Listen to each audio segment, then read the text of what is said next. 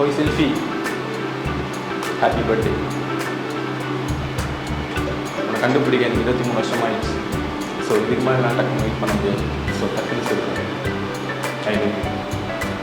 இந்த படத்தில் பொண்ணுங்களே தொடாமல் நடிப்பார் அந்த டிஆர் நடிச்சாரா, அதே படத்தில் பொண்ணுங்களை தொட்டு உதட்ட கடிச்சு இருக்கிற எஸ்டிஆர் தான். ஒரு நிமிஷம் ஏன்னா ஆக்சுவலி நான் 6 months அவன் பின்னாடி வந்து இருக்கேன்.